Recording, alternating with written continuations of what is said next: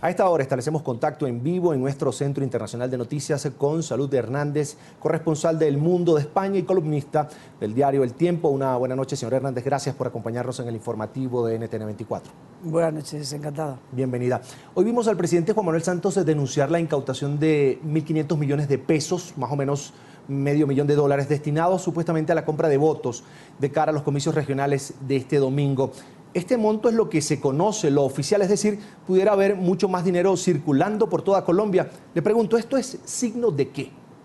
Esto es signo de que las elecciones regionales siguen siendo unas elecciones con unos altos índices de corrupción, pero el presidente lo sabe muy bien porque en las anteriores elecciones legislativas él permitió esos índices y contribuyó a que también fueran elecciones con unos índices importantes de corrupción. Desgraciadamente todavía no en las grandes ciudades donde puede haber un voto de opinión significativo, pero en muchos pueblos, en muchas poblaciones, lo que manda es el dinero bajo la mesa.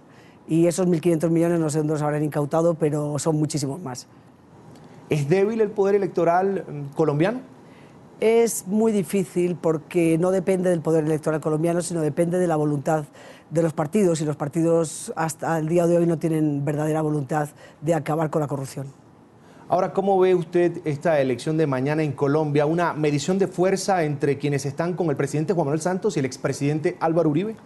Se juegan varias batallas. Una de ellas, desde luego, es la oposición de Uribe contra el gobierno. Lo que pasa es que va a ser muy difícil de medir porque no son tan... hay alianzas en algunas regiones, para que la gente lo entienda. Por ejemplo, en Cundinamarca, Uribe y parte de los santistas apoyan al mismo candidato. Entonces, donde van a medir fuerzas va a ser en ciudades claves. Para el uribismo es clave mantener Medellín y Antioquia, por ejemplo, porque es un partido que es la primera vez que se presenta y no va a tener una fuerza del uribismo, y el uribismo también va separado. El santismo, los aliados del gobierno también van separados, entonces no va a ser fácil medirlo, pero lo van a medir sobre todo, yo creo, que en Bogotá y en Medellín.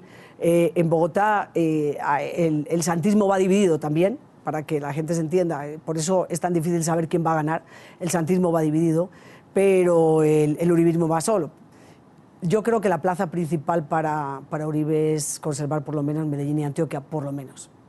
¿Usted cree que habrá renovación política mañana? ¿Veremos caras nuevas, líderes independientes llegar al poder, o será nomás un trámite más para los partidos tradicionales en el país? No, pero es que ni siquiera son los partidos tradicionales, es más de lo mismo. Es que en muchas provincias y en muchos departamentos lo que manda es la corrupción, lo que manda es el que tiene más dinero, se compra demasiadas voluntades. Entonces, no, yo no creo que vayamos a ver un panorama, vamos a ver caras nuevas, sí, porque además la reelección de alcaldes en Colombia solamente es después de un periodo. Entonces, no, vamos a ver muchas caras nuevas, pero son los mismos perros con distintos collares, con excepciones, como digo, porque en las ciudades como Bogotá, por ejemplo, el voto de opinión cuenta mucho, y ahí no compran las elecciones. El que gane mañana la alcaldía de Bogotá, la alcaldía de Medellín, la alcaldía de otras partes, no sé, estaba pensando Cali, por ejemplo, también son más limpias, digamos, que eso sí es por voto de opinión. ¿El proceso de paz con la FARC tendrá un factor determinante, o será un factor determinante en la opinión de los colombianos el día de mañana? No, al principio el uribismo quiso hacer de su oposición al proceso de paz una de sus banderas electorales, pero al final lo desechó, porque la gente lo que quiere es que le solucionen los problemas de movilidad, de inseguridad en las calles, que es terrorífico en muchas partes, en Bogotá que le arreglen el pavimento, que es un desastre, en fin.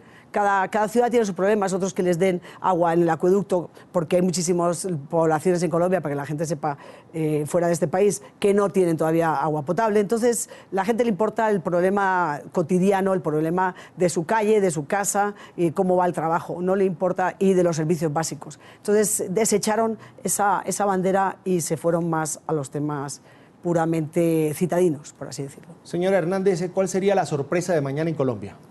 Pues la sorpresa es que el uribismo ganara la alcaldía de Bogotá, por ejemplo, o que Uribe perdiera Antioquia, el departamento de Antioquia, y perdiera también Medellín, la capital de Antioquia. Eso sería una sorpresa.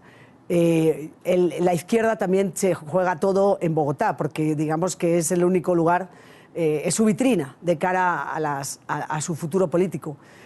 Para mí sería una sorpresa que mantuvieran el poder en Bogotá porque las encuestas le dan un 72% de rechazo a la actual alcaldía, que es de izquierdas. Llevan 12 años en el poder y con unos índices, tiene un alcalde preso por corrupción, es decir, ha sido un desastre.